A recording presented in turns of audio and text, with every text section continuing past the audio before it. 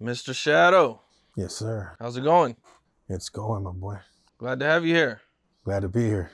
Yeah, man, you've been in the game a long time. 29 years. 29 years, man. That's crazy. Yeah. Man, your first album dropped 29 years ago. I was 16, yeah. Sheesh. Well, congratulations on such a great career, man. About to be 45 next month, so it's been a minute. It's been a minute. Yes, sir. Okay, well, let's start off from the beginning, man. Cool. So for the people who might not know, can you tell them, where you're from and what it was like for you growing up? Yeah, so I'm from San Diego, from a neighborhood called Little Italy. The actual gang was Woptown, but yeah, born and raised there. And still there, still reside in San Diego. And released my first album at 16, independently. Sold 50,000 out the trunk at $7 a pop. Made a cool little amount of cash. And yeah. How did you sell 50,000 out of your trunk? So the first time we pressed was 2,000 CDs, and then we went back and pressed 5. Then we went back and pressed another 5, and then before you knew it, we were at 50,000. But this is driving to every single city and state and putting in that footwork. You know what I'm saying? Like, where are you selling at? Like just gas stations or swap meets? Nah. So there would be wholesalers that would buy in bulk, and swap meets, and CD shops, warehouse, Sam Goody, Tower Records.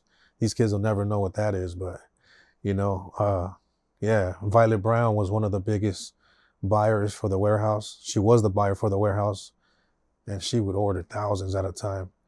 So yeah, before you knew it, we were at 50,000, and then, labels got wind of it, started having meetings and whatnot.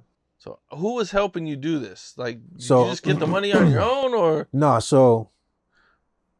well, yeah, me and my homies, we were slanging. We were slanging, and my homeboy Hitman. If it wasn't for my homeboy Hitman and my homeboy Whisper from my neighborhood, I don't think this ever would have happened, because I didn't have a car, I didn't drive. I was just a homie from a neighborhood, and I was slanging, but I was spending my money. I really didn't care about buying a car or whatever. I was 16. So from 14 to 16, I was just slanging, rolling around with the homies. My big bro, Night Out, rest in peace. I was driving around with him. And then I just decided to buy one beat, which was my very first song, Till I Die. And after that, it just took off. So it went from slanging, slanging meth to slanging CDs. So, were you still in the streets at the time? Yeah, active. As a matter of fact, I pulled up to the radio station, and they didn't want to let me in because, I had my shorts, long socks, and, tatted up in a tank top, shaved head, and my homeboy didn't look any better. So, I knocked on that radio station door, and they turned me down. But Lisa Vasquez, the program director, shout out to her. She's the one that gave me that 1 minute in her office, and that's all it took. Damn. Okay. Now, you're doing music. You're still in the streets. Are you getting arrested at this time? Are you still getting in trouble? Or I was on probation. I got caught with the 38 in my inside pocket, so I was still on probation. But I would have to ask permission to leave the county and the state. So every time I left the state, I would have to call and get the permission to be able to travel in case I got caught out of state. I wouldn't get in trouble. So yeah, man, it was a mission. And like I said, if it wasn't for my homeboy Hitman driving me everywhere, I don't know how I would have done it. Were you getting booked for shows at this time? So Lisa Vasquez, the program director, was for Jammin' Z90, the biggest radio station in San Diego at the time for hip hop. And she had a tour that she had with Lighter Shade of Brown. They were promoting their album. I forgot what album it was, but after she heard that the one Sunday Afternoon album? No, the one after that, when they were signed to Andy, I forgot the label they had. It was Greenside Records, I think. Okay. But they were on tour promoting the record, a tour that she had set up, and it hadn't started yet. And after she played my song on the radio, and I went into her office, she told me, she goes, "How would you like to go on tour?" I said, "What do you mean?" She goes, "Yeah." I said, "I only have one song." So she said, "Perform that song." And Opened up for Lighter Shade of Brown. I was like, what? So I was going around with them performing one song, Till I Die, opening up for Lighter Shade of Brown. First show was in TJ, across the border in that big ass radio station bus, and it was cool, man. I didn't have no experience. I didn't even know, how to like interact with the crowd, or I don't even remember if I was looking down or what. But I performed and it went cool. The reaction was cool. So we kept it pushing. Went to El Centro, went to Arizona, and that's how me and ODM from Lighter Shade of Brown, we became real tight and started working together as soon as we got back off tour. Do you know what year this is? What year was this? This was 1996. Okay. Yeah.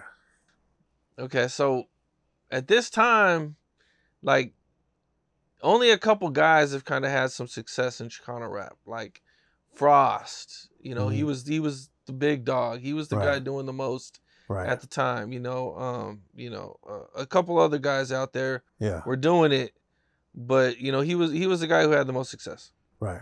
You put the one album out, you go on tour with Lighter Shade of Brown. You know what I'm saying? Well, like, what's your next move after that? So before I keep going, so you said he was the most successful in the Chicano rap game with at that time in the label, right? Okay. Yeah, because he had a label behind him. He had money behind him. Right. Yeah, because he was on the radio. He had videos. Now on the independent hustle, there's a lot of cats that were doing a lot more numbers than that. Spanish Fly. Yeah, there was a few cats. My boy Night Owl, Little One, myself. Brownside. Yeah, Brownside, rest in peace, Toker. Yeah. Yeah, so there was a few heads that were making noise, just because, we were on the radio station because we didn't have a label behind us. We were independent, but we were doing same to equal numbers as Frost. But shout out to him though, he did his thing, opened the doors, paved the way. So, yeah. So you go on this tour, and pretty successful tour. Lighter Shade of Brown at that time is pretty big. Right. What's your next move after that? So, like I said, I didn't have any more songs. So my next move was just keep recording till I had a full album. You know what I mean? So I kept recording. As a matter of fact, ODM jumped on a song, which is 61909. Have you met Little Rob or anybody yet at this time? Yeah, so funny thing is, before my album came out and I started doing it solo, it was actually supposed to be Shadow and Little Rob, the Mayhem Clique. And before he branched out on his own, and got signed, I stayed underground. He went signed with Upstairs Records, and the rest is history. But at first it was me and him. We were going to do an album together called Shadow and Little Rob, the Mayhem Clique. And then after 6 songs, we had our differences. He went his way, I went mine. And that's that. Okay, how'd you guys meet? We met in TJ at that show with Lighter Shade of Brown. He was in the crowd. He went to go see Lighter Shade of Brown perform. So he was right there in the front. And when I got off stage, he came up. He's like, "Hey, homie, that's a dope ass sound. I like that song you performed. I'll go by Little Rob." So we met. We exchanged numbers, and then maybe like a month later, through my boy Uno, Little One, we met up at a park. As a matter of fact, that day, Little One got arrested. He linked us up, like solidified it. And then we just started, calling each other, and he would come over every day after work to my house, and we would write songs. And we were like this, bro. We were like brothers.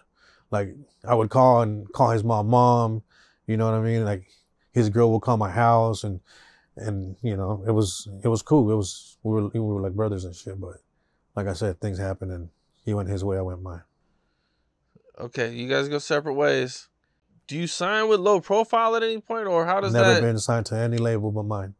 I never signed to anybody. I've sold albums to many different labels. I've done albums for Low Profile. Like we did the Mistas. Me and Little One did the Mistas, recorded it, sold it to Low Profile. They own it, but I've never signed to Low Profile. I've never been part of, even my big bro Night Owl's Sawed Off Records. I was never part of that. But, I did songs with them, and they released albums with me on it, and so on. Okay, how'd you meet Royalty and everybody? Royalty, I met him through my big bro Night Owl. Rest in peace. Yeah, I actually came out on one of Royalty's songs before I started recording. I was like 13. And it was me, him, and Big June from San Diego. And yeah, that song, I was 13 years old. I wasn't recording or nothing yet. I was just chilling with Royalty and Night Owl and Little One, you know. So you was watching the game early. Oh, yeah. Yeah, I was watching it. And I mean, I had, you know, I was writing songs here and there from, you know, just for myself, just to mess around, but I didn't take it serious till I turned 16. Do you and Rob ever connect or work ever again? Nah, no, not since that. Since those 6 songs that we did, which came out on my album Till I Die, because I paid for the beats in the session, so I kept them and I released them. After those differences we had, we never worked with each other ever again. Damn. Yeah, we bumped into each other at shows, you know, hugged it out, took a picture. That was about it. But for some reason, he won't. Even for the fans, a lot of people ask for us, even one song between me and him. And he won't. Don't want to do it. Nah. Damn. Yeah. Crazy. And I mean, it's 29 years later, bro. Like, he's married, has a kid. I'm married, have my kids, you know, and, you know, he won't let it be water under the bridge. So it is what it is. Damn. Okay. I was looking up your music too, and the Till I Die, there's a song on there that was uploaded, a song, not even a video, uploaded 2 years ago, and it's got 1.2 million views. It must be Till I Die. Yes. Yeah. So that was the very first song I ever recorded, ever, professionally, at 16. And that's a song that I recorded on a Sunday. Everybody knows this story because every podcast asks me the same story about, you know, how I started. So that song, Till I Die, I recorded it on a Sunday.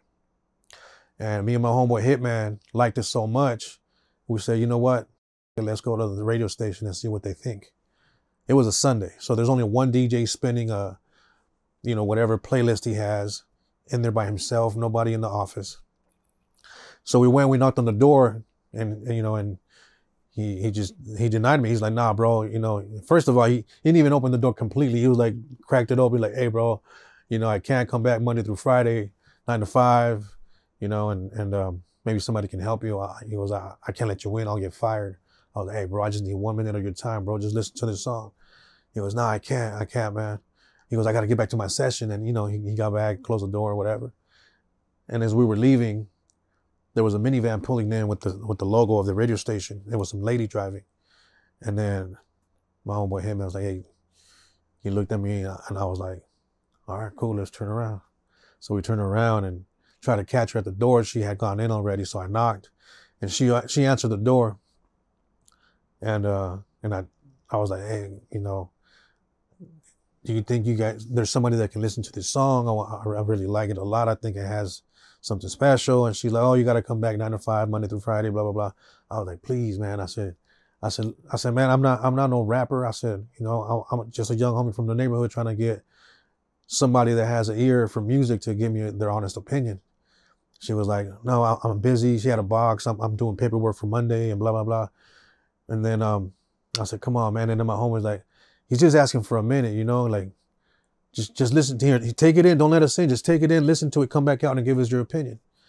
And then she goes, you know what? I'm going to give you 1 minute in my office. So she closed the door and then she came back. She goes, okay, come on. And then went into her office. We introduced ourselves and she played the record, a verse and the hook. Afterwards, she turned it off and said, what do you go by? I was like, well, my neighborhood name's Shadow. She was like, Shadow, okay. And then my boy was like, oh, I'm Manny, by the way, whatever.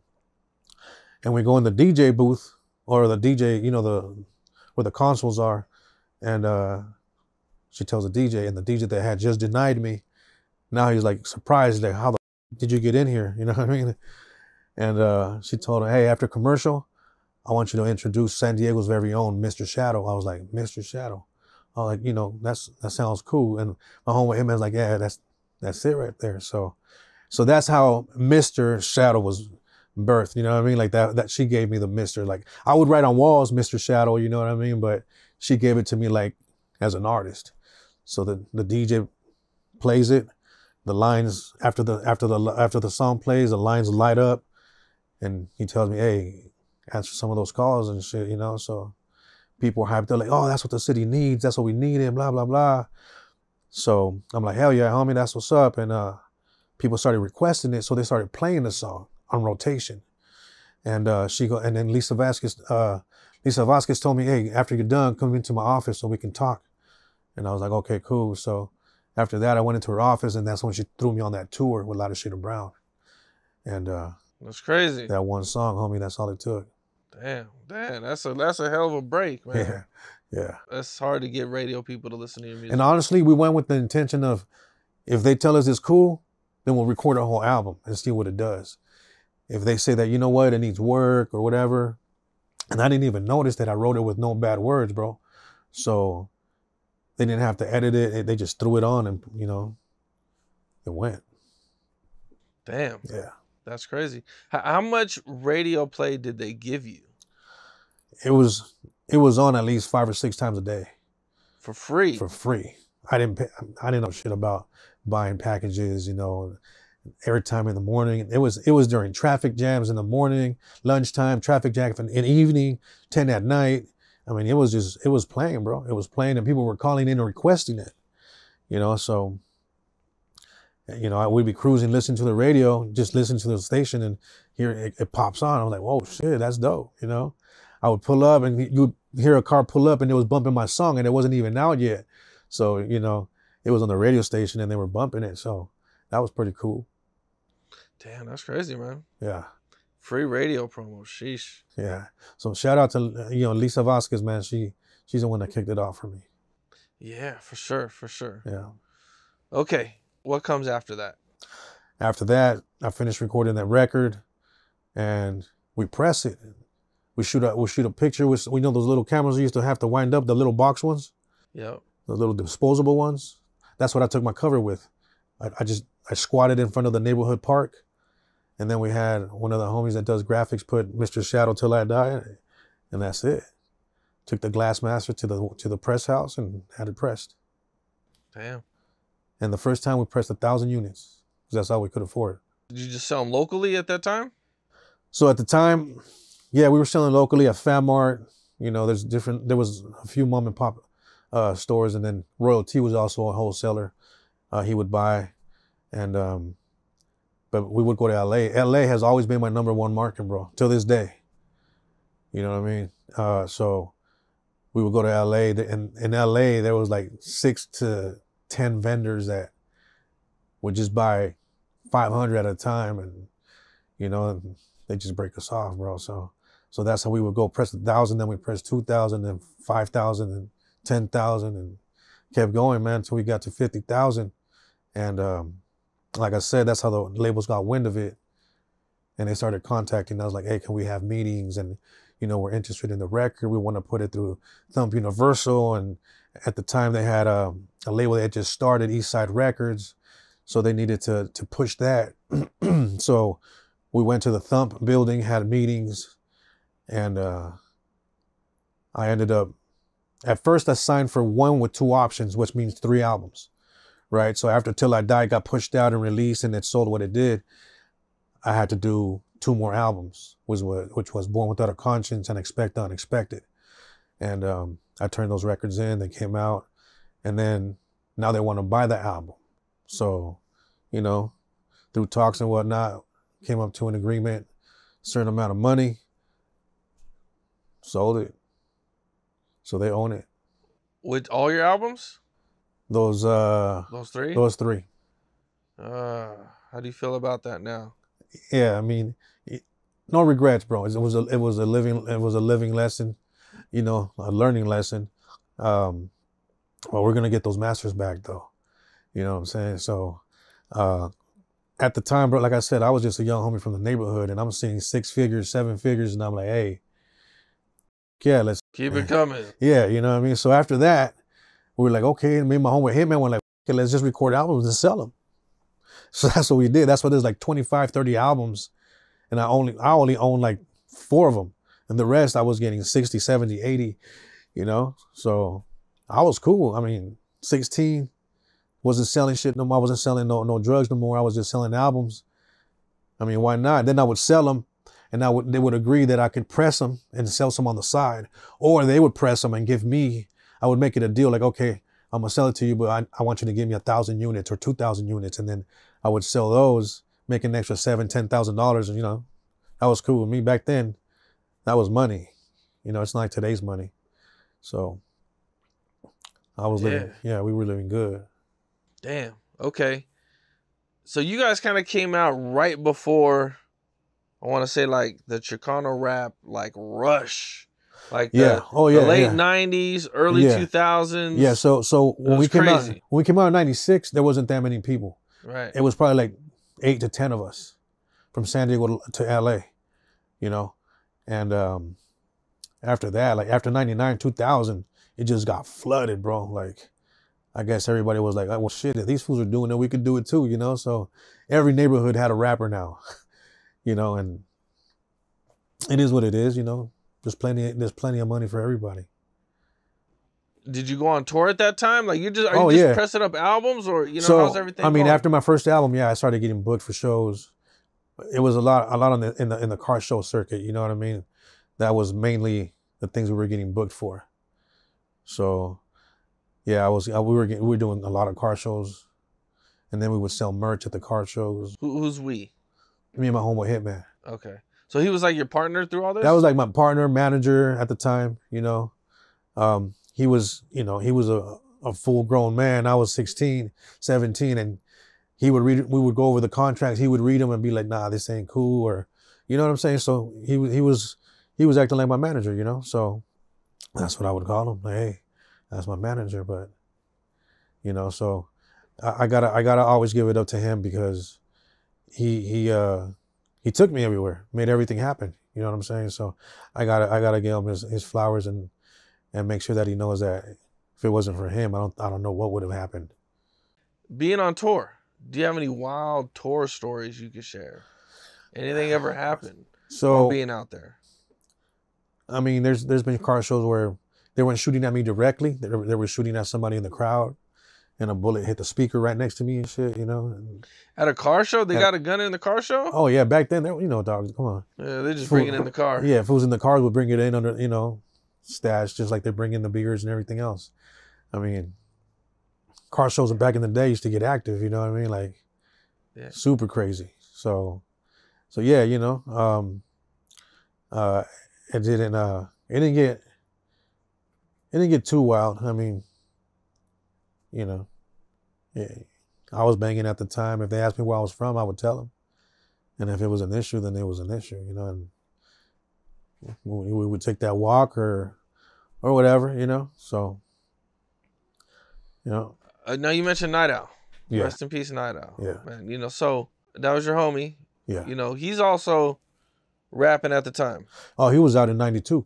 Yes. He was actually signed to Eazy-E. Him and Little One had a group called Hollow Point, and they were signed to Eazy-E, to Ruthless Records. It's crazy. Yeah. They have a song that they never released it, but they have a diss song to Snoop and Death Row.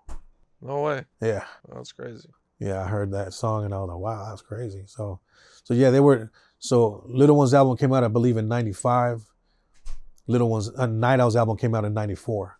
But Here Comes the Night Owl, the very first one. So that was the order. Night Owl, Little One, me. I mean, you guys San Diego had Chicano rap on lock.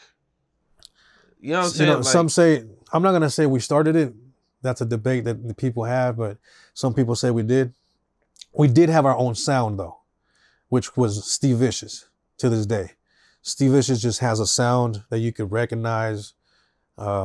He's the one that produced Till I Die. We had that sound. We started that sound with the synthesizers and people were remaking oldies, including Little One and Night Owl. They were doing Mary Wells songs and, so I was like, you know what? I want to be different. So I started to flip funk. One Way, Bart Kays, Houdini, Zapp and Roger. That's the shit that I brought on my album. Till I Die is a flip of More Bounce to the Ounce. You know, if you really listen to it, you can hear the drum pattern. It's just slow down, but it's More Bounce to the Ounce. Then I have songs where, if you know one-way songs, they have Pull Fancy Dancer and Push. 2 different songs. I meshed them together and made a beat for the song called Go Ahead on my album. So I would, you know, that's the kind of thing I was doing, and people were feeling it because they would recognize the songs and they would vibe out to them because it was like just a remake of funk, you know what I'm saying? So that's the route I went. And then Born Without a Conscience, I wasn't in my right state of mind. I was on some heavy drugs, let's just say that. Not coke or meth or nothing, just some hallucinogens and shit, you know, that made me come up with those. You know, I was seeing stuff, and I would go write songs at the cemetery and stupid stuff. Hold on. Take me through that, bro. You would go to the cemeteries? Okay. I would go to the cemetery on acid, bro. On acid. On acid, and I would see crazy shit. You know what I'm saying? I would write about what I was thinking, what I was envisioning, what I was seeing. So that whole album, Born Without a Conscience, if you listen to it, you're going to be like, oh, I see what he means. You know what I'm saying? Like it was crazy. Like I have a wizard on the cover with holding up a pentagram. You know what I'm saying? Like it was crazy, bro. I would go there and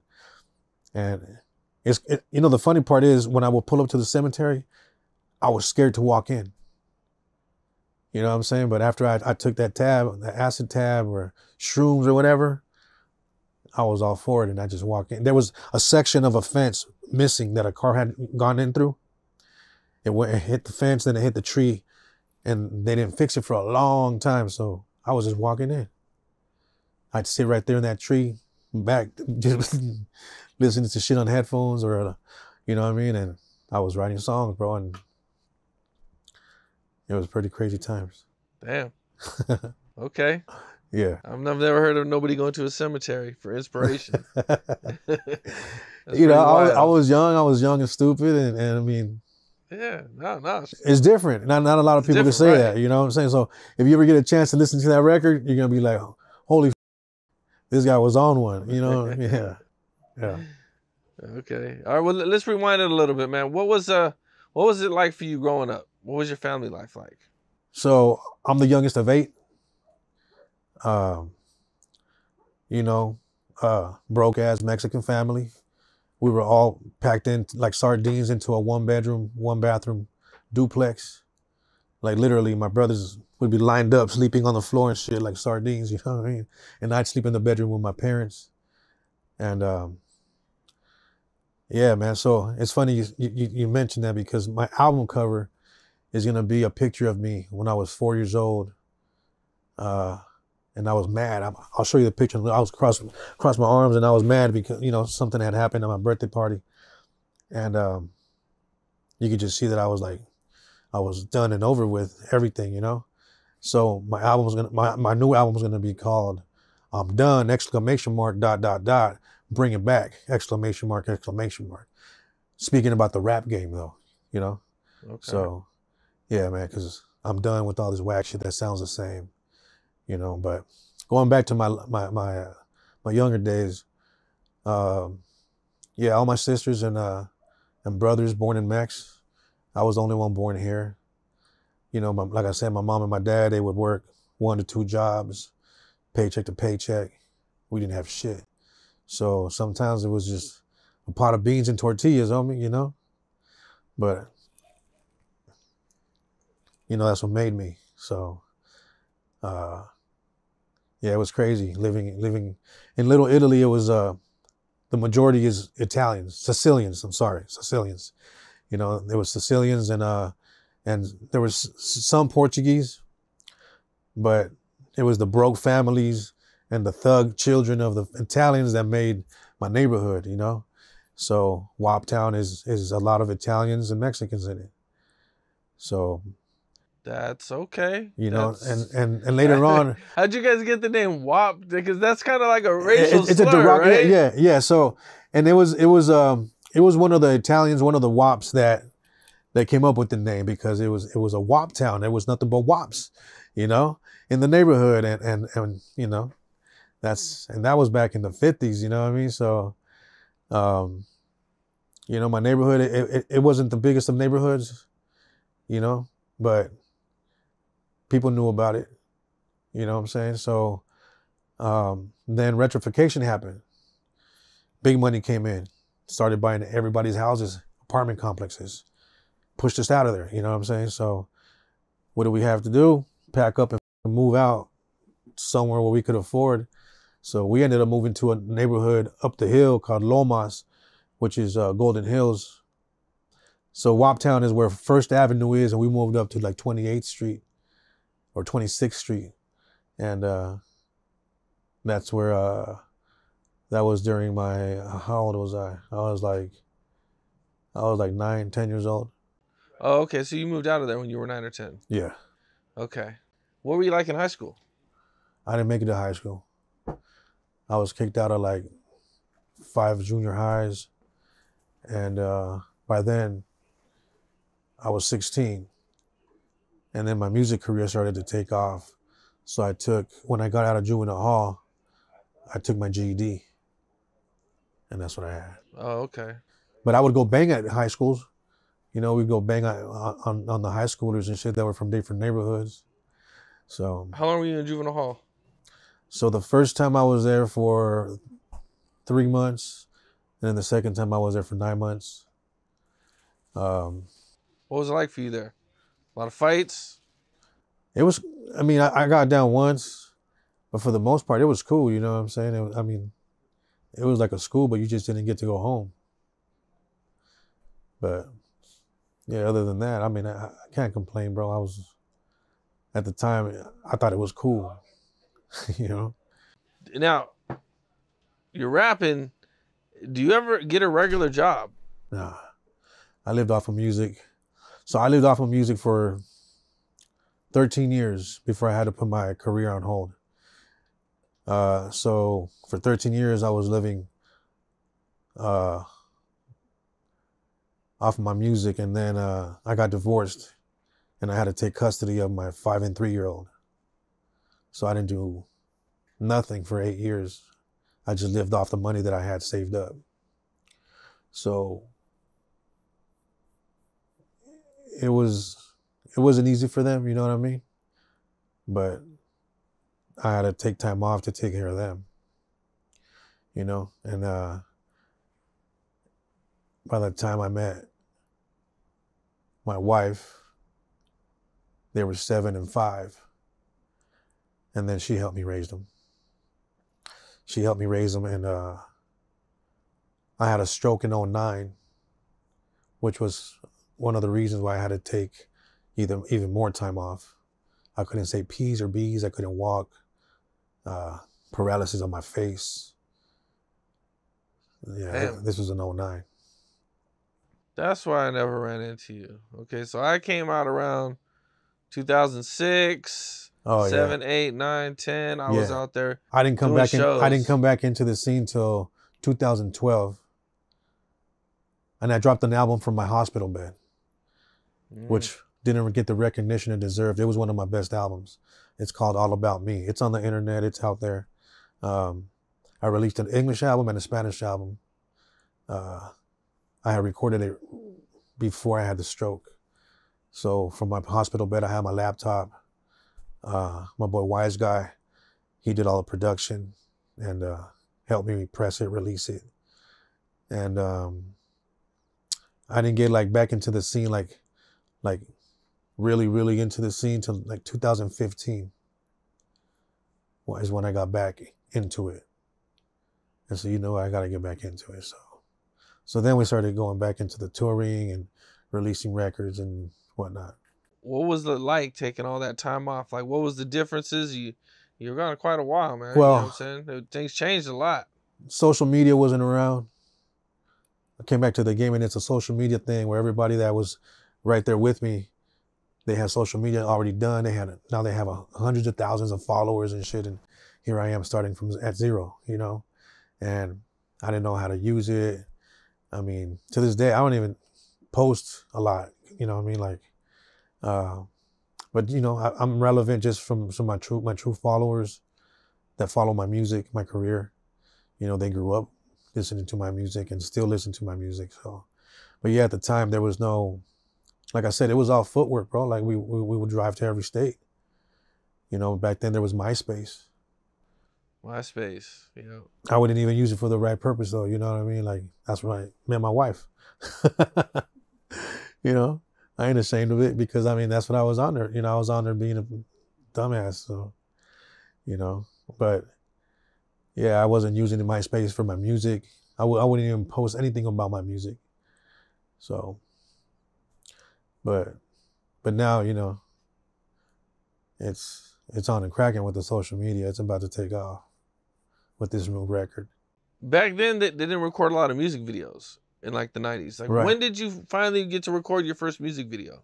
So let me rewind it back. So I got signed early 2000, like 2003. Before I had my stroke, I signed to E-Dub and Kool-Aid from Power 106. They had the Pocos Pero Loco show. They signed me to Silent Giant. And I released, I believe, 2 albums. And then I was getting features. I mean, I did a feature with Daz Dillinger for one of my albums. But I mean, throughout my career, I've done songs with Corrupt, Daz, 40 Glock, Cocaine. I mean, everybody from the West Coast you can think of. I've done songs with them. When they signed me to Silent Giant, they put a pretty big marketing campaign, and we started filming videos, and that's when I recorded my first video, which was I think it was Sound on My Heater, and then I recorded it down in my neighborhood, and Crazy Ass Mexicans also. So yeah, if you ever see Crazy Ass Mexicans, you know, every one of those scenes is throughout my neighborhood. Oh, okay. Yeah, and I used to roll with Majestics, so you know I had a bunch of lowriders come out and caravan through the neighborhood. It was cool, you know, before I had my stroke. How long did it take you to recover from your stroke? 2 years. Damn. Yeah. 2 years, and it was hard, but I'm not gonna say it was easy, you know. But God is great, bro, and I started to get my P's and my B's back. My lip got better, and I mean, my shit was drooping, bro, like straight paralysis, you know. My eye wouldn't blink, so it was getting dry, you know. It was frustrating, like something that we take for granted is all the movements in our face. Yeah, we don't realize that we could lose them someday, you know. And that time, luckily, it was just my face. It wasn't my whole body, because I've seen people that get paralysis and, you know, they go limp with their arm and their leg. Luckily for me, it was just my face. So, so yeah, my equilibrium was off.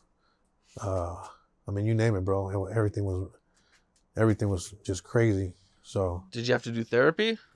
I didn't do therapy, bro. I just smoked my herb and, you know, let God heal me. And it was crazy because there's no cure for what I have. You know what I mean? It's either a high risk surgery that I can bleed out and be dead on the table, or paralyzed from the neck down. So there's no medicine, there's no treatment, there's nothing. Oh, really? They released me from the hospital with no strict diet, no medicine, nothing. You know, so I remember too, they released me from the hospital. I had like 5 doctors around me, and I was still laying in my bed, and they're like, look, in the 100 years of experience, we don't know what to tell you. Like, you had a stroke, you're alive, you have paralysis, you know, and yeah. Man, that's great. You was able to recover from that, man. That's pretty crazy. That's 2 years recovery. Yeah, I can imagine. That's frustrating. I had a second stroke in 2020. Oh no. 10 years later. Oh man. 19. Yeah. Yeah. Was that, so I take it that one wasn't as bad. Right. So at this time, I woke up, I was like, I told my wife, I said, take me to the hospital, I'm having a stroke. because I already know I felt my face was feeling numb, and I was just getting those sensations that I would feel when I had my stroke. And I was like, yeah, I'm having a stroke. So I told my wife, take me in. And sure enough, they kept me. Because if you get there fast enough, they can do a lot for you, right? They didn't do shit for me. No? They don't do nothing except x-rays and scans and, Sheesh. It was during COVID. Oh, no. Even worse. Yeah. So, but this time it took me like 8 months to get back to some normal, a little bit of normal. It wasn't completely, but I would go to the studio, bro, after those 8 months, and I couldn't say P's or B's, and I would get so frustrated, man. And yeah, it wasn't. But thanks to the homie Frank Nitty, he hooked me up with some CMOS, and that CMOS helped me a lot. Really? Yeah. Okay. Yeah. So. How did it help you? From 2 years to 8 months, and that's all I was taking that once a day, and it has a lot of minerals and things that our body needs. So, I started taking it, bro, and I started feeling better. I just started feeling better, and I give it up to Frank Nitty for putting me onto that, because it really helped me.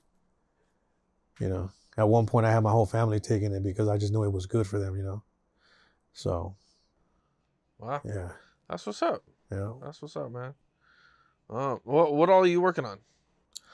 So I'm working on finishing up my I'm gonna call it my comeback album, because we really put a lot of time and dedication to it. You know what I'm saying? And it's like the cover says, bring it back. I'm trying to bring the West back to the authentic West Coast sound. Not this, shit that's going around, that it all sounds the same, rolling hi-hats and, and to each their own. They can do whatever they want. I just, when I want to hear West Coast music, I want to hear some of that neck jerking shit, that West Coast that you hear Snoop on, that you hear everybody else on, Yeah. So it's produced by Dr. Evo, which is one of Snoop's producers, and Amplified, who's another producer that co-produces with Battle Cat for Snoop and a bunch of other people. It's a 50-50. They did half and half of the album. And then I got one track by my boy Chops. Shout out to my boy Chops. But everything else is Amplified and Dr. Evo. And yeah, man, it's something. It's like a breath of fresh air, So I can't wait to get it done and put it out there so people can. I had a lot of people asking me what my next album was going to be, so I think they'll be happy to hear it, and happy to have something new from me. Okay, before we get out of here, man, do you have a favorite night out story? Night out story? Yeah. I have a lot of them, bro. I think the funniest one is we were in Palmdale at Johnny J's house. Rest in peace, Johnny J, which was Tupac's producer and Whitney Houston's producer. If you know Johnny J, if you don't, look him up. We were at his house in Palmdale, and it was a Halloween party, and one night I got invited, so he took me with him, and I was like 14 years old, and that's when I met Big Syke. I met Sir Jinx. I met a bunch of people from the industry, and me and Naito were drinking. I was buzzing. He was drunk out of his ass, bro, like super drunk. At the time, he was driving a big ass '78 Thunderbird, a big ass car, and he had to be at work the next day. He had to be at work, so he's like, "Hey, bro, I need you to drive, so I can sleep the whole way, and that way I can wake up and go to work." I was like, "What?" I had never driven, dog. And he was like, "Bro, I need you to do this, Shad." I was like, yeah, I couldn't even look over the steering wheel, bro. I had to, adjust it as far as I could. And luckily he had like a cushion in the back seat. I threw that under me, and It raised me up a little bit. So I got on the freeway, bro, and I was driving. And somewhere in LA, I was falling asleep, and he was asleep. He was out. And I was like, shit. So I woke up, and I'm like, what? I'm driving. Then I fall asleep again. And then I feel like this, like something hit us, like hard. I was like, what the fuck? And next to me was a big ass Greyhound bus. So I had fell asleep and swerved into it, bro. Luckily, I woke up and I got control of the car. And the bus kept driving. It didn't even stop. I was like, what? All right, whatever. So we kept driving. I get to my mom's house. And I get out the car before I wake Night Owl up. And I go around and I look. It has a big ass black tire marks from the Greyhound. And then the fender trim was like sticking out. Like, it was crazy. I was like, shit. I was like, okay. So I wake Night Owl up through the window. I'm like, hey, bro, slide over, dog. Don't get out. Just slide over and take off. And he was like, what? All right. So he's because it was one of those love seats where it doesn't have like a divider. So he slid over and he's like, all right, dog, I'll see you tomorrow, whatever. He took off, and then I didn't tell him shit about it. So he didn't wake up when you no, when you touched the bus? Trip out. So I didn't tell him nothing. He gets to work. Oh, he got home. He didn't even go to work. He got home, went to sleep. The next morning, I go to his house, and I look at the car. I'm like, oh shit, that's bad. And he's coming out of his house. I'm like, hey, fool, what happened to your car, bro? He's like, I don't know, dog. I woke up and it was like that. I was like, oh shit, that's crazy. So I never told him about it, and he got it fixed or whatever. And then later on down the line, he figured it out. You know what I mean? He goes, you little you hit something, huh? I was like, yeah, bro. I hit a Greyhound bus. And he's like, what? We could have died? I was like, yeah. Like, fool, I said, you were sleeping, dog. And I was buzzing and sleeping, so we're lucky we got home. So yeah, man, that's one of the stories, dude. And yeah, I'll never forget that. And there's all there's crazy stories from the neighborhood where like we would chase people down and shoot at them. But yeah, that was a funny one because I didn't know how to drive. I drove. I hit a bus. We survived it, and I didn't tell him about it. Then he caught on and he called me out. I was like, so yeah, that's funny, man. Damn. Yeah. Was anybody else at that party? Like, was Pac at the party? Nah, Pac, he had just died like months, like maybe a few months before that. But he would always spend the night at Johnny J's house. They were like family, and Johnny J even told me, hey, that futon you're sleeping on, that Tupac slept on. I was like, okay. And then I was tripping. I was like, shit, what if I see his ghost or something? But no, it was cool, man. His wife Capuchin, and it was just it was a cool ass party, and met a lot of people there, a lot of executives, a lot of producers, Big Psych from Thug Life. Yeah, there was Sir Jinx. Warren G was over there.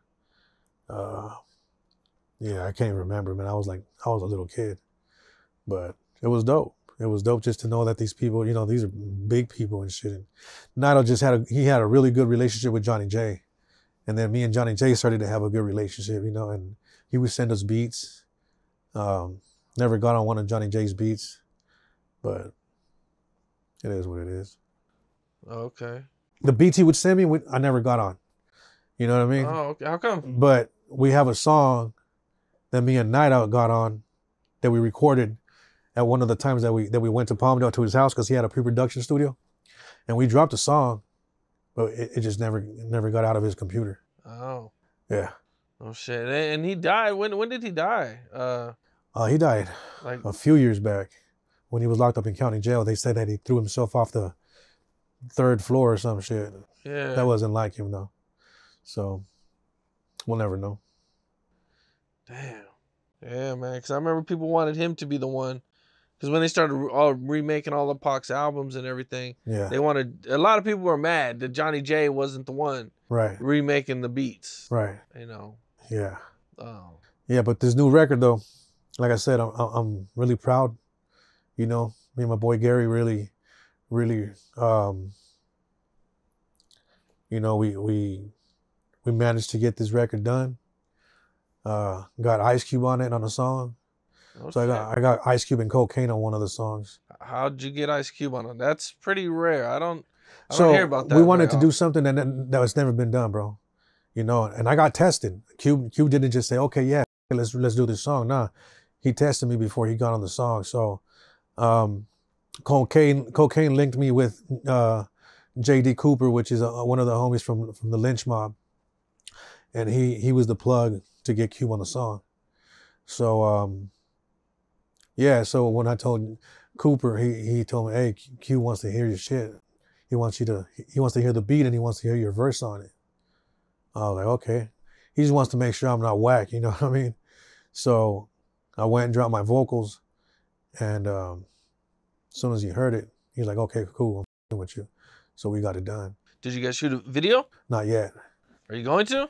Hopefully, yeah. When he gets back from Canada, he's been going to Canada a lot, and he's just busy with the big three and all that, you know what I mean? So that's pretty big for Chicano rap, bro, because I don't think any Chicano rappers have worked with Ice Cube. Yeah, Cube don't really work. Never worked with, with any Mexican. Like on a rap level, like. So yeah, shout out to Cube, for blessing me on that song, man, because it's gonna be something different. Like I said, this album is just gonna set the tone, for something different. So congratulations on that, man. That's big, man. Yeah, so production from Amplified and Dr. Evo, Ice Cube and Cocaine on a feature, Cocaine on another song, and that's it, bro. I don't really have any other features except my boy Finnis and the little homie Nico. Shout out to Nico because he did a hook. I wrote a hook and a melody. I'm not a singer, bro, so I invited him to the studio, and he did a thing, bro, and that song's a hit. Definitely a hit. So I'll let you hear it. Let you hear I feel the songs. I'll let you hear the Cube joint. But yeah, we're gonna start promoting it. It'll be out sometime early next year. And I know people are gonna with it. Man, well, that's what's up, man. Congratulations on that, man. Oh, For real, bro. Thank you. That's huge, man. That's dope shit. Yeah. So yeah, man. Yeah, I'm looking forward to it. Yeah. For sure. Yeah. So hopefully you guys get the video done, man. Yeah. Yeah. Oh, absolutely. And I mean, Cocaine's been waiting for a video for like a year and a month or some shit for a song, and it came out on his Dr. Kokenstein album. He hasn't done a video to that, so the man's just busy. You know what I mean? I'm surprised I was able to get that verse out of him. So, yeah. So I'm happy with the song. The song's produced by Dr. Evo and Nocturne, and yeah, it's dope. And I don't care about these new rappers that do features with these new rapper cats. You know what I mean? Like that are social media rap stars.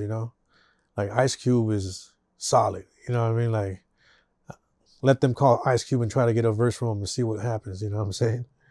So he ain't trying to. He don't really f around with a lot of people. But he was down to work with me, and like I said, it was a blessing, and it's gonna be good for the album. Man, that's what's up, man. Yeah. That's a dope shit, man. Yeah. Well, man, I appreciate you. Oh, thanks for having me, bro. Yeah, for sure, man. Yeah. I've been in the game a long time, man. Yeah. Glad to see you still doing it, for sure. Yeah. Blessed, bro. Blessed to have fans around the world, like it's taken me a lot of places that I wouldn't have gone to if it wasn't for that, And that's where it comes. And then people get mad when I say this, but it's the truth, bro. Like you have rappers and you have artists. Just like you have beat makers and you have producers. You know what I'm saying? So I'm happy to say that, I could call myself an artist because I have people in Japan singing my songs word for word, Brazil, Italy, all of Europe, France, Argentina, like, yeah, bro, like, it's a blessing to be able to do that. And there's not a lot of artists in the Chicano rap game. There's a lot of rappers, you know, that don't go past their neighborhood. You know what I'm saying? They might do shows in the U.S., but until you travel out of the country and you do shows because people are requesting you, then you're an artist. You know what I'm saying? So I'm blessed to be able to do that and still be relevant 29 years later. And like I said, I'm not on social media every day posting stuff. I don't even remember the last time I posted something. You know, somebody will tag me on their post and I'll shoot it on my story, but I haven't posted something in a while. And but it's gonna change because I'm gonna get somebody to take care of that for me. And you know, I don't even have TikTok, never been on it and shit. So I heard that's a big tool. So it'll start all start happening, you know, because it's a tool that we got to use now. So it's crazy though. It's crazy to think that there's so many platforms that I haven't even touched, you know, but it's going to change and people are going to start seeing me in their face every day for this new record. And yeah, they're going to have to deal with me.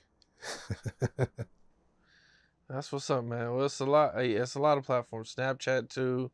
It's a lot of tools, a lot of things nowadays. Never done that shit either. There's no Snapchat, no TikTok, none of that shit, bro. Like, I'm 45 years old, bro. Like, you know, some people are like, oh, it's cool still, you know.